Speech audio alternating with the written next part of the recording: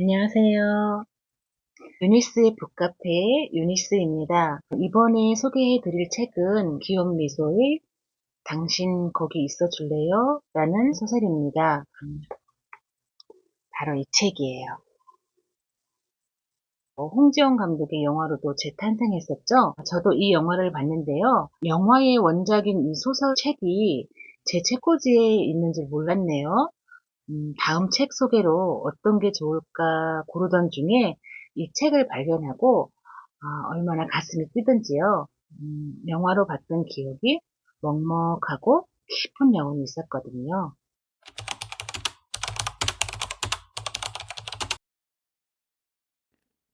숲이 무성한 고원지대의 오지 마을은 시간이 멈춰버린 듯 적막함이 가득합니다. 홍수로 인한 습한 공기와 어딜 가나 길은 진창입니다. 노인이 안고 있는 3살 정도의 아이를 돕기 위해 의료 봉사를 마친 일행들을 보내고 그는 그곳에 남게 됩니다.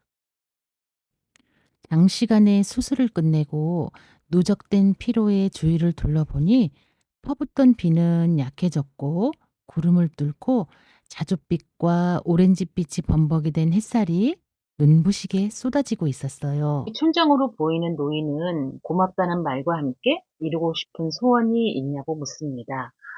피로가 몰려오는 데다가 느닷없이 감상에 젖은 의사는 꼭 한번 만나보고 싶은 여자가 있다고 말합니다. 그녀는 30년 전에 사고로 죽은 자신의 유일한 사랑이었던 여자였어요.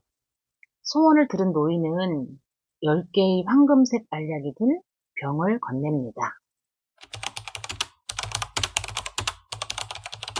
한 젊은 여성이 공항 터미널에 도착한 후 한 남자를 내려줍니다. 그 남자 이름은 엘리엇 쿠퍼이고 마이애미에서 샌프란시스코행 비행기를 탑승하기 위해 수속 창고로 향하죠. 여자의 이름은 일리나이고 엘리엇에게는 운명적인 존재입니다. 엘리엇은 10년 전 일리나를 처음 만났고 그가 지금 누리고 있는 것, 가령 의사라는 직업, 타인을 향한 열린 마음, 삶을 살아가는 방식, 이런 것들은 모두 그녀와 관련이 돼 있어요. 일리나는 플로리다에, 엘리엇은 샌프란시스코에 삽니다.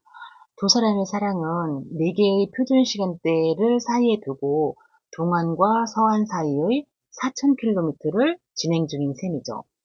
물론 함께 지내면 안정적인 삶을 누릴 수 있겠지만 함께 지내지 않는 이유는 지금처럼 만날 때마다 느껴지는 가슴 벅참과 설레임, 애틋한 감정, 이런 것들이 사라질 거라는 두려움 때문이에요. 대신 두 사람 모두 각자의 영역에서 확고하게 기반을 다질 수 있는 시간을 벌게 돼요. 엘리엇은 샌프란시스코의 유서 깊은 병원에서 외과 의사로, 일리나는 세계 최대의 해양 생물 공원인 오션월드에서 돌고래와 범고래를 돌보는 수의사로 일하고 있습니다. 엘리엇은 일리나를 극히 바라보며 항상 불꽃처럼 아름답다고 느끼죠. 일리나가 말합니다. 아이를 가졌으면 해. 당신과 나의 아이. 여기서? 지금 당장? 이 공항터미널에서? 그는 당혹감을 감추기 위해 유머를 가미해보지만 일리나는 전혀 웃어넘길 생각이 없어 보였죠. 일리나는 잡았던 손을 뿌리치며 터미널 출구 쪽으로 향합니다. 그렇게 둘은 이별을 하게 돼요. 샌프란시스코까지는 6시간이 소요되었고 일리나는 전화를 받지 않습니다. 시차를 감안하면 플로리다는 이미 자정이 훨씬 넘은 시간이었지만 그와 대화를 하고 싶지 않았던 게 분명했습니다. 하지만 엘리엇은 일리나에게 그런 식으로 대응했던 걸 후회하지 않습니다. 정말이지 그는 아이를 갖고 싶지 않았거든요. 엘리엇의 눈에 이상한 광경이 포착됩니다. 엘리엇은 알 수 없는 힘에 이끌리듯 그 남자에게 다가갑니다. 놀라울 정도로 아버지와 닮은 얼굴이었고 그 남자 역시 30대의 엘리엇을 보고 당황하는 기색이었어요. 60대의 엘리엇은 과거로 돌아와 자신의 30대 엘리엇과 첫 만남을 갖게 됩니다.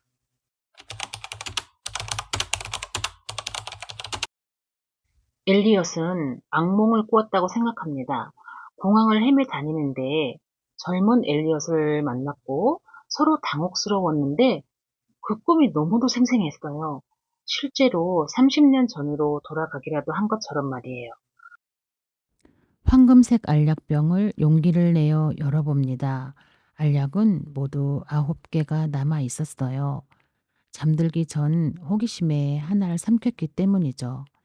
샤워를 하기 위해 옷을 벗던 그는 파자마 주머니에서 골든게이트 카페 샌프란시스코 공항이라고 적힌 냅킨을 발견합니다.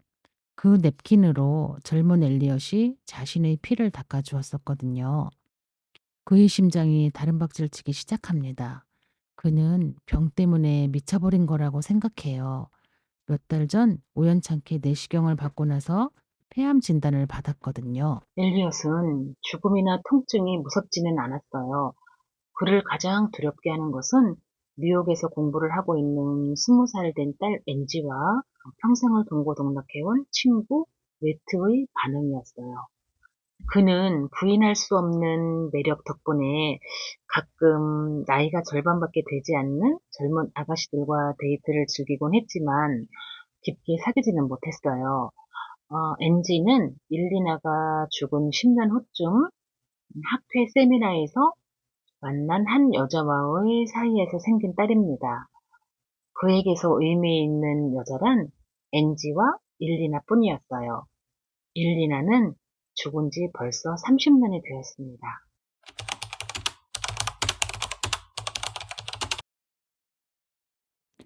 강렬한 햇살이 사방으로 퍼지는 화창한 날이었어요. 엘리엇과 매트는 해변에서 멀리 옅은 안개가 쌓인 골든게이트를 바라보고 있습니다. 엘리엇은 매트에게 어제 60대의 이방인을 만난 이야기를 합니다. 하지만 매트는 그 말을 믿을 리 없죠.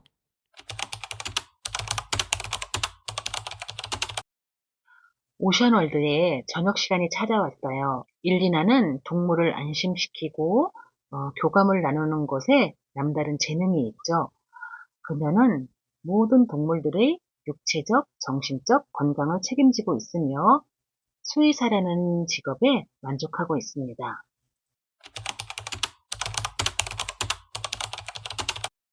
60세의 엘리엇은 다시 30세의 엘리엇을 찾아옵니다. 남자는 자신이 엘리엇 코퍼라고 말합니다. 남자는 엘리엇의 부모에 대해 이야기합니다. 알코올 중독자였던 아버지를 자극해 매를 자청했던 일, 그래야지만 엄마를 괴롭히지 않는다는 사실을 알았기 때문이죠. 결국 어머니는 자살을 했고 그 충격으로 말할 수 없는 자책이 마음 깊숙이 자리하고 있다는 것. 그리고 아이를 원하지 않는 결정적인 이유는 자신이 부모로부터 사랑받지 못했기 때문에 자신 역시 자식을 사랑해주지 못할 것 같은 두려움 때문이라는 것까지 말합니다. 젊은 엘리엇은 너무나도 괴로워합니다. 60세의 엘리엇도 그건 마찬가지였어요. 도대체 여기 왜 온 겁니까? 라고 젊은 엘리엇은 말합니다. 60세의 엘리엇은 이렇게 대답하죠. 지금 내가 여기 온 건 일리나를 한 번만이라도 보기 위해서라고.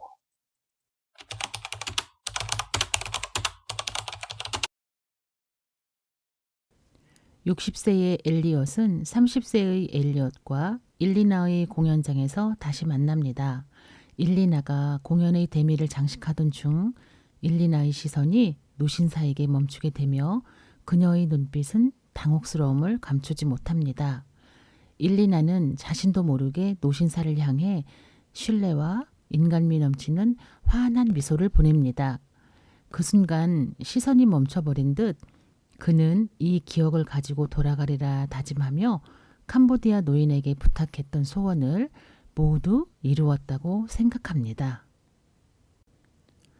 그리고 그는 일리나가 곧 죽게 된다는 말과 함께 그녀를 죽게 만든 사람은 바로 엘리엇이란 말을 하고 시간여행자는 사라집니다. 세 번째 알력 덕분에 그는 죽기 몇 주 전 일리나의 얼굴을 다시 볼 수 있었습니다. 하지만 마음이 안정되기는커녕 훨씬 더 복잡해지고 말았습니다. 예전의 상처들, 죄의식, 후회가 생생하게 되살아나서죠. 무엇보다 젊은 엘리엇에게 너무 많은 말을 한 게 후회스러웠습니다. 일리나가 죽게 된다는 사실을 알려주지 말았어야 했어요. 그 말이 불러올 파장이 두려워졌습니다. 그는 다시 돌아가 일리나의 목숨을 구하고 싶었습니다. 그러나 응분의 대가를 치러야 한다는 것을 알고 있었죠. 그럴 경우 엔지의 생모를 만나지 못한다는 점과 결국 엔지의 삶을 백지화시킬 수도 있다는 위험천만한 시도가 되는 것이니까요. 일리나를 살리려면 엔지를 포기해야 한다는 사실이죠.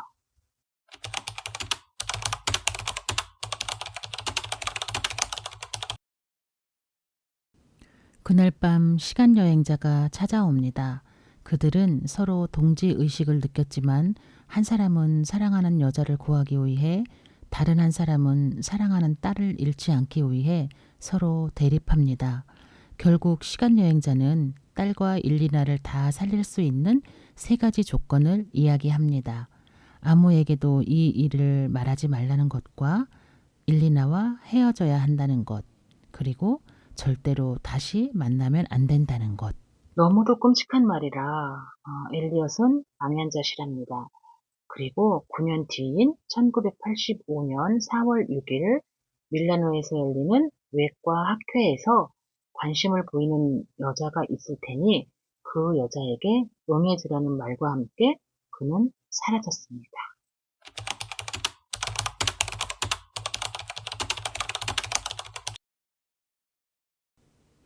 크리스마스인 12월 25일 아침은 캘리포니아 특유의 온화한 기후 대신 춥고 흐린 날씨입니다.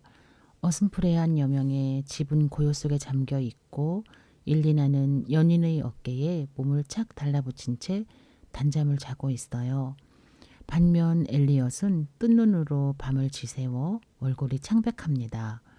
엘리엇은 일리나 쪽으로 고개를 돌려 잠이 깨지 않게 살포시 포옹하고는 한동안 그녀의 잠든 얼굴을 바라봅니다. 오늘이 그녀와 함께 보내는 마지막 시간이라는 게 믿기지 않았습니다. 그는 그녀의 머리카락 냄새를 들이마시고 피부의 보드라운 감촉을 느끼고 심장 박동 소리를 듣습니다. 시트 위로 눈물이 소리 없이 떨어져 내렸습니다.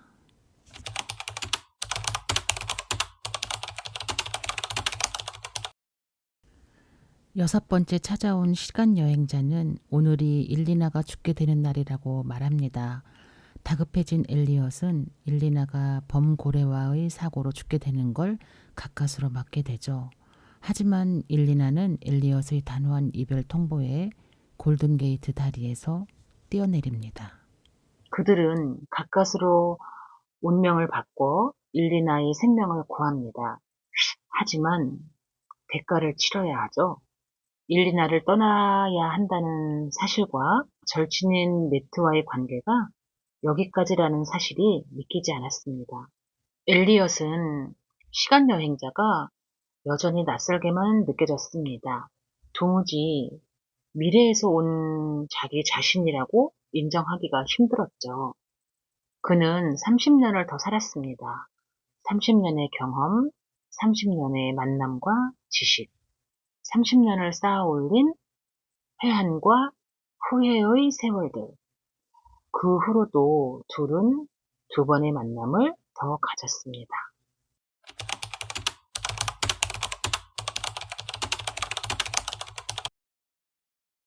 눈을 떠보니 엘리엇은 사무실의 차가운 타일 바닥에 누워 있어요. 코에서는 피가 흐르고 있었죠. 시간 여행을 하는 사이 혈관이 견디지 못해서예요. 그의 뇌리에는 아직 의문이 한 가지 남아 있어요. 내가 과연 일리나를 구한 것일까?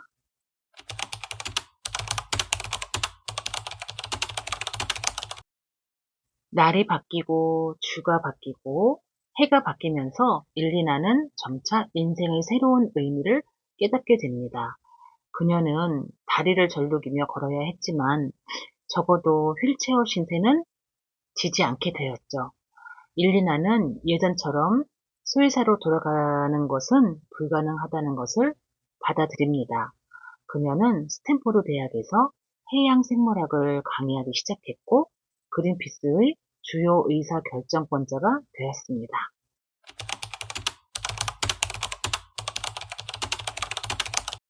젊은 엘리엇은 세월이 흘러 예순의 나이가 됩니다. 그는 최선을 다해 살려고 노력했지만 잘 살았는지는 알 수 없었어요. 죽음 앞에선 그는 두려움이 밀려왔습니다. 그는 누군가가 그의 임종을 지켜보는 걸 원하지 않았어요. 그의 사랑하는 딸 엔지에게도 알리지 않았습니다. 그는 죽음을 앞둔 이 순간 너무나도 간절하게 일리나를 생각합니다. 그리고 마지막 숨을 거두는 순간 그녀가 곁에 있다고 믿어요.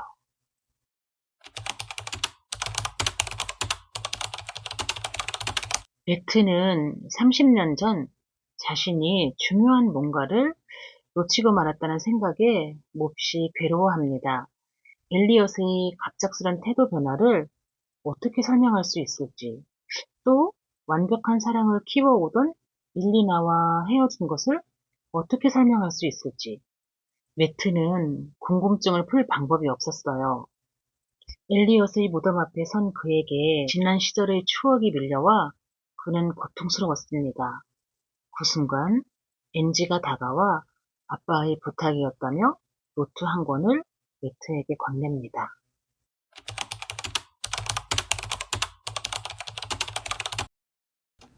이 글을 쓰고 있는 나는 인생의 마지막 날들을 살고 있다네.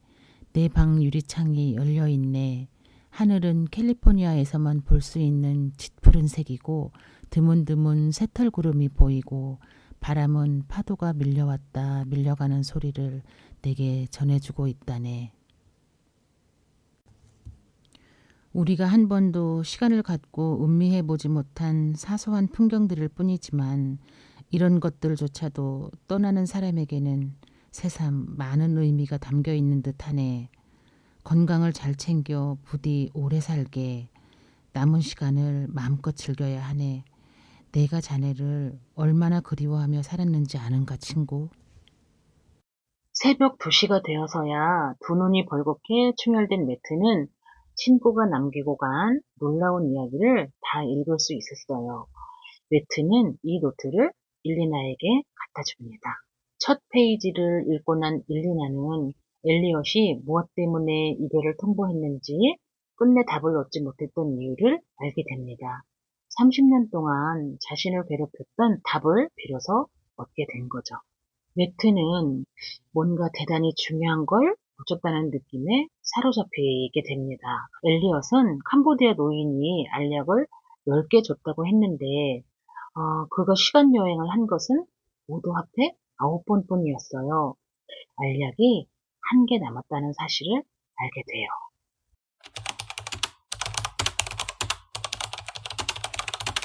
매트는 엘리엇의 집에 찾아가 천신만고 끝에 알약을 찾아내죠. 과거로 돌아갈 수 있는 한 번의 기회를 남겨둔 엘리엇의 의도는 무엇이었을까요? 매트는 알약을 삼켜버립니다. 젊은 엘리엇과 60대의 매트는 감격스러운 기분으로 마주보고 서 있어요. 우린 여전히 화해하지 못했나? 젊은 엘리엇이 말합니다. 그러자 매트는 자네는 죽었어 라고 답을 하죠. 망연자실한 엘리엇은 한마디도 할 수 없어 담배를 입에 뭅니다. 곧 미래로 돌아가야만 하는 매트는 난 자네를 구하러 왔어 라고 급히 말하며 엘리엇의 입에 문 담배를 빼내 바닥에 뭉개버립니다. 그리고는 급히 사라집니다.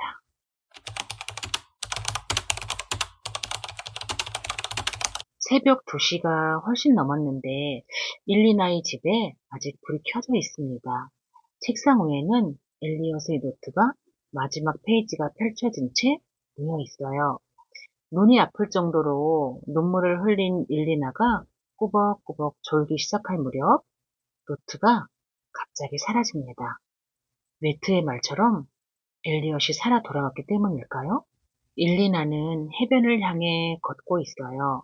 골든 게이트가 아주 가까이 보였죠.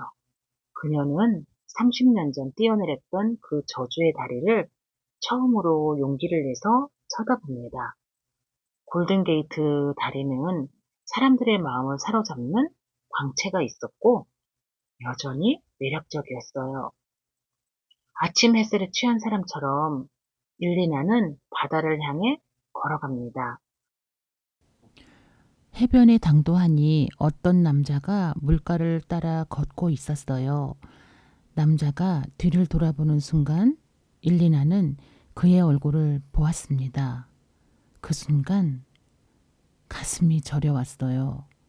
그가 거기 있었어요. 우리에게 시간을 되돌릴 수 있는 기회가 주어진다면 인생을 어떻게 바꿀 것인가? 라는 질문으로 이 책은 시작됐죠. 60세의 죽음을 앞둔 의사 엘리엇이 간절히 바라는 것은 과거 사랑했던 여인을 다시 한번 보는 일입니다.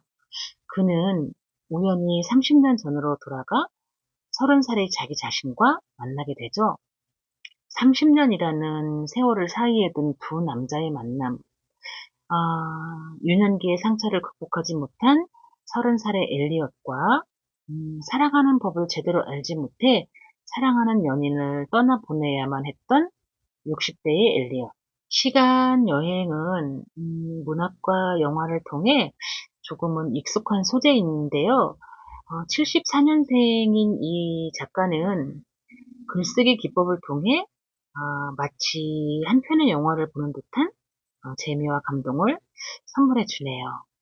여러분들은 이 책을 통해 아니면 영화를 통해 어떤 느낌들을 받으셨는지 궁금해집니다. 지금까지 기욤미소의 당신 거기 있어 줄래요? 라는 책을 소개해 드렸습니다. 감사합니다.